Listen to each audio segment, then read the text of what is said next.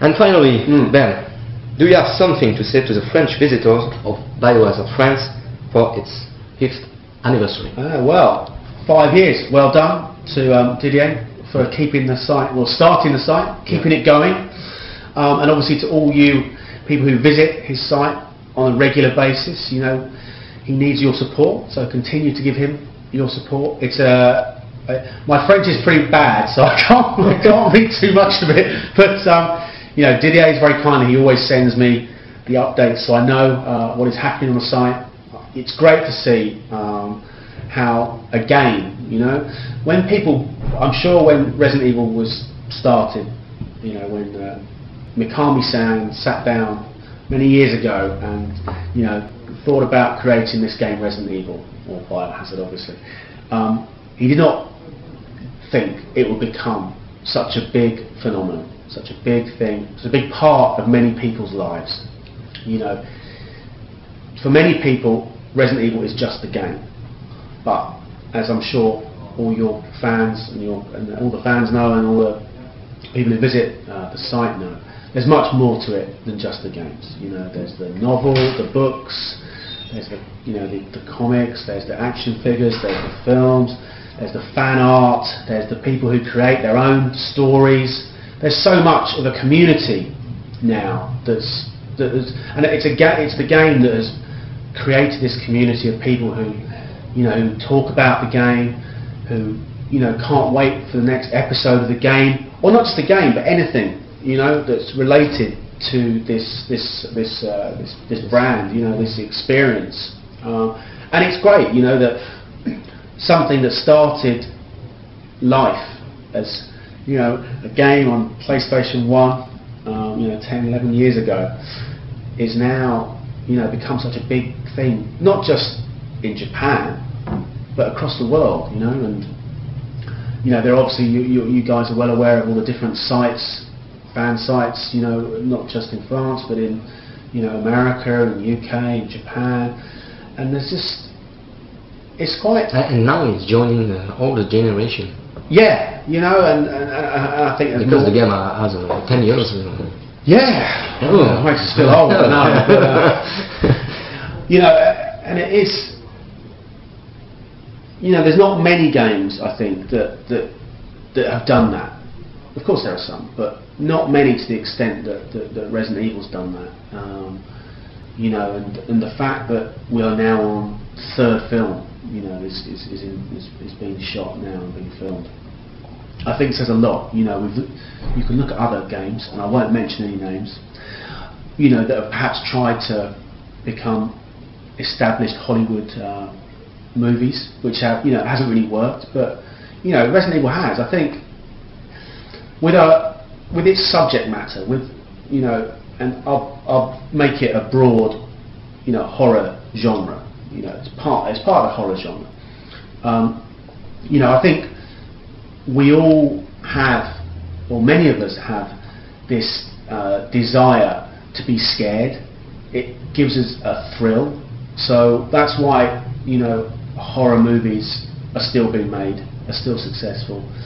You know, that's why Stephen King is still very successful as a novelist, and obviously his colleague peers as well. That's why Resident Evil continues to be, because it continues to kind of scare and it challenges us, it frightens us, but also, you know, what is important is that it has changed and it's evolved over the years. You know, so I think we probably all agree that maybe that changing the control mechanism in Resident Evil 4 was probably a good idea. I don't know, some people like the, oh, you're an old school. Oh, no, what am I saying?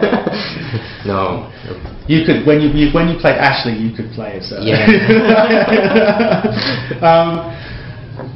But it has, I think it's needed to evolve, to bring in more people, because people, gamers generally, you know, they were used to action games that used analog controls that were perhaps a bit faster paced, you know, and we want Resident Evil to continue, you know, and to continue, that means we have to bring in new fans as well. The new generation, is necessary. Yeah, so you know, while and obviously Didier had very strong views, you know, you perhaps didn't like the change of control mechanism, but I think it was necessary really to keep it fresh, you know, because you're right. I mean, there are people, okay, who would have bought Resident Evil 4 if it had just been Resident Evil 3 with a new story, because it's a new beginning. Yeah, you know, and it is, and I think it'd be interesting, you know.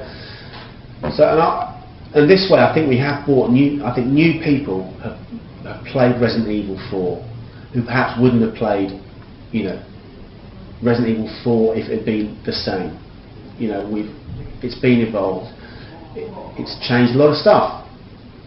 Some good, some bad. You know, but I personally, for us, I think, you know, we looked at the game, we're like, wow, you know, they've really thought about this and thought about how the franchise needs to evolve for this generation, you know, to bring new players in. And you know, I've yet to see Resident Evil 5 in its playable form. Be interesting to see whether they stick with Resident Evil 4 control, gameplay style, or whether they, you know, perhaps take some elements of the old, you know, style Resident Evil and mix with new.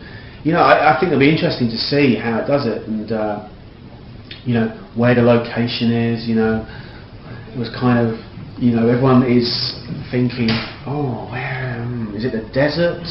You know, it looks kind of hot there. Is that Chris? It looks a bit like Chris, you know, could be. You know, and I'll tell you what, I've asked these questions to the team, right, the development team, and they're like, no, we can't tell you, I can't tell you. You know, they're still very very quiet, very secretive about this, and in many ways, while we all want to know, we all want to know everything about Resident Evil 5. You know, sometimes it's quite good just to learn a little bit, and then a little bit, and then a little bit, and then a little bit. You know, because otherwise, if we imagine we told you everything now, hey, this is the plot, these are the characters, these are the new enemies you will meet.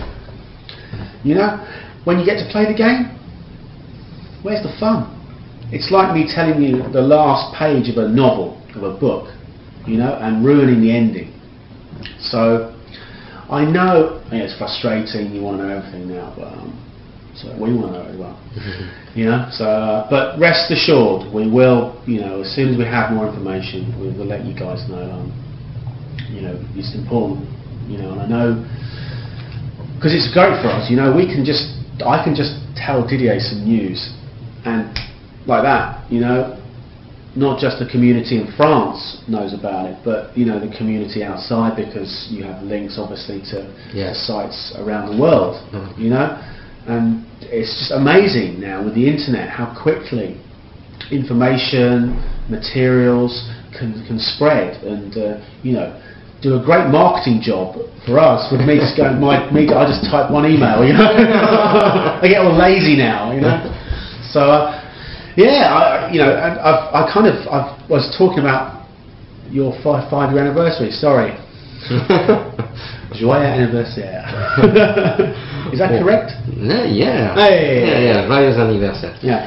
Well, thanks to Capcom Eurosoft. Hey, it's a pleasure. It's good to see you again, Didier. Thanks to all Capcom staff, of course, and thanks to Shinji Mikami and all of our producers working on Resident Evil. No, well, they do a good job for us. You know, they work very hard. You know, in Japan, in Osaka, and we're always, for me, it's amazing what they can do. You know, how they turn lines of code into these images and that you control on the screen, and you know, I'm very lucky to work for Capcom, not just because of Resident Evil, but because of all our great games that we bring out. And you know, we have some very talented people working for us in Japan, and without them, you know, we're nothing, because, you know, we need, having the great games makes our job easy. It's like, and big thanks to our guys in Japan, as you've already said, for helping us and keeping, the Resident Evil brand alive and bringing new experiences to the Resident Evil brand. And we look forward to many more years of Resident Evil games. We look forward to another 5 years of BIOHAZARD France as well, obviously, and maybe even more than that. So, okay, I'm going to sign off now. So, thanks for your time, and thanks to Didier for coming over to London today. Bye. Au hasard.